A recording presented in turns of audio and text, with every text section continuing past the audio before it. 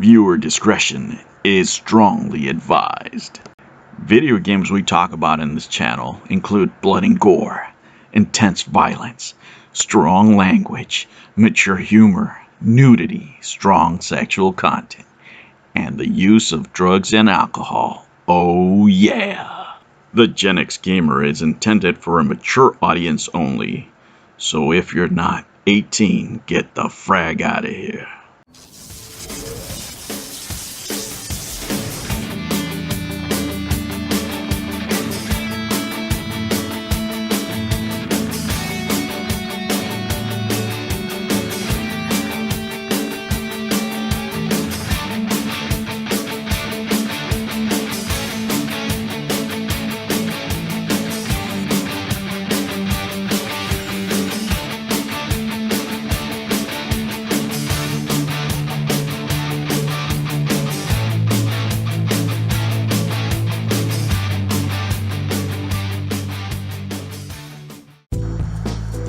Welcome friends to another episode of Gen X Gamer. Now let me tell you, today it's not going to be a review.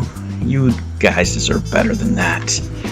You know, you can find 1,000 reviews about the Darkness. I want to talk about the Darkness itself and how this kind of video game probably could not be made today. Why? Because our gaming environment stifles creativity today. Very negative, from people chasing clickbait, making clickbait videos on any video game that comes out, trying to criticize not only the video game itself, but the creators, attacking them personally, which a lot of times have nothing to do with the game, right? To the whole environment that we're at today. One of the sad things about today's gaming is how it stifles creativity for developers. Can you imagine right now, just picture this. Can you imagine a meeting where you walk in and you go, look, dude, I want to make this game, and think about young Steven Seagal, right? Plus, we got Mafia. Plus, check this out, Snake Hands. Snake Hands, that's right, baby. They would throw that guy out of the office so fast, it's not even funny. Probably had a Anita Sarkeesian type sitting somewhere around there telling them no. At how many minorities are going to be in the scenes, how many people of this color, how many people of that color. I mean, totally killing creativity. It's an environment that is not conducive to make a variety of video games like we used to have before. I hope that changes, but that's reality now. You have people driving, being influencers that really are not gamers, right? They have other agendas besides gaming, which is, usually political points of view. They attack developers because of their religion, because of their political points of view, whatever. It has nothing to do with the games. Games are for everybody. They're a form of art. And these Puritans, PC Puritans for the most part, by the way, and I don't mean to offend anyone by saying that, it's just that's the truth, right? They want to hold everybody to a moral test. Well, art has never been about morality. When I watched The Godfather years ago, I didn't say, you know what, I'm opposed to gun violence. I'm not gonna watch this movie. But I'm watching a movie about, the type of lifestyle that does exist, right? It's just a story, guys. And these are just video games. And you have all these kinds of people just crapping on games, crapping on developers, stifling creativity. Well, I'll tell you what. Everybody's opinion matters. Everybody that is a paying customer. What Kotaku or, websites like this have to say about a game, it shouldn't matter. Just zero.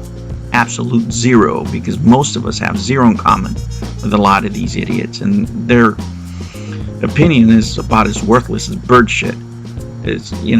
That's my opinion. That's my take. When I read the crap that they put on there, it's just oblivious to the everyday gamer. It really is.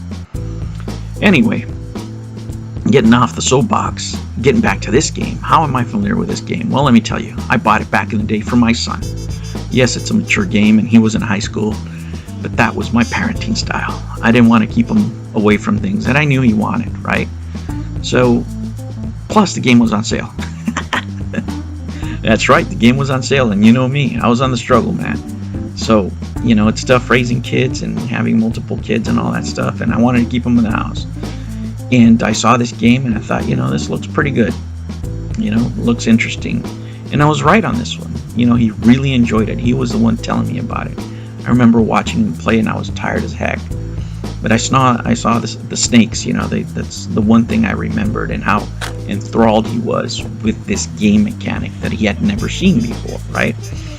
And when I think about that, I think about today's environment, and I just think about Death Rising, right? Look at what's happened with Dead Rising. Is it for everybody? No, right? But that doesn't mean it's a crappy game. Some people might enjoy it, some people don't. It's creative, right? I haven't played it, but I wouldn't tell anybody not to play it if I haven't finished the game myself, which a lot of people, played 15, 20 minutes, whatever, and they're already giving it negative reviews, right? Why? Because it's clickbait. They want more views. They want to criticize the developers. What have you? They're just looking for clicks, right? They're looking for attention, and that's what's wrong with today's market. And not all games can be feminized, and not all games should be masculinized, and not all games should include so many number of different types of people, right? A game about, for example, ancient China, there shouldn't be any Mexicans in there, right? What are you going to have, a quota, right? It's just ridiculous what's going on in gaming today, and that's what you have. That really is what you have. When developers are intimidated about coming up with game ideas to bring out, because somebody's going to say, wait a minute, how many characters are this? How many characters are that? How many minutes into the game do we see this type of person or that type of person?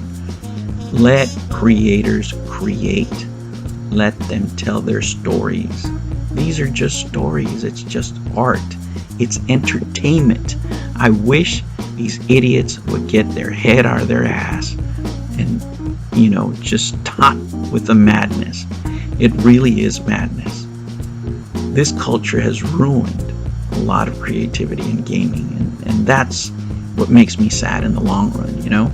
When I look back on these games, when I look at my collection and I see the different type of games, and I see how many games could not be made today. Literally, you can go back and think about the games that you have in your collection right now. Think about the games that you grew up with that might have a scene or two that might not be in today's taste, to put it the best way, right? Just think about it, not being with those games because some idiot tweeted something about it that worked at some half-ass online magazine, and now you're out without that experience. That is what I'm afraid is happening to young people. Games are being changed over fake outrage. Games are being stunted. Developers are being stunted. Artists are being stunted.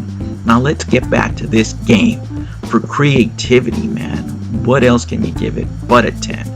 Does it have technical issues? Yes, because it's, what they try to do on the PS3, they sort of got there. But you know what? This game is entertaining enough for you or your uncle, brother, aunt, anybody who loved, Van Damme type movies or Steven Seagal type movies, action movies, mafia movies, would enjoy this game. The acting is really, really good. The voice acting is great.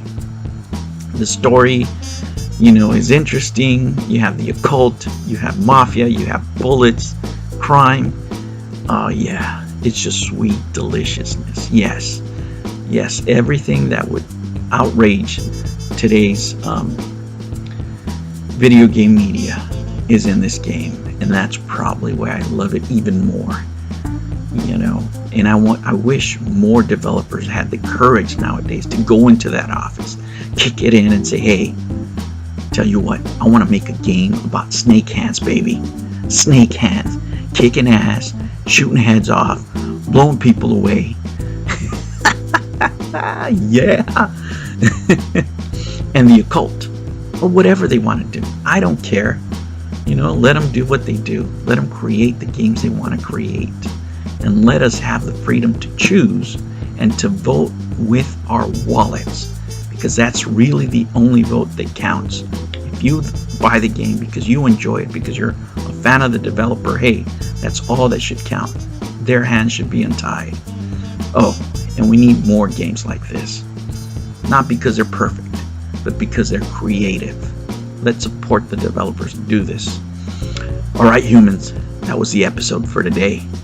I look forward to making some more, changing up the style. I put this disclaimer now because I don't want to get fined $42,000, which is crap.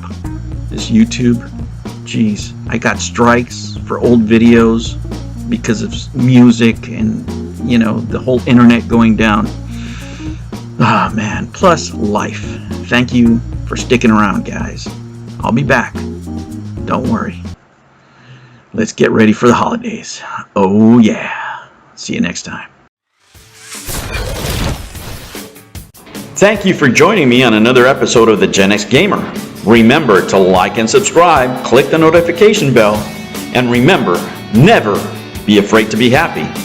We'll catch you on the next one. Take care.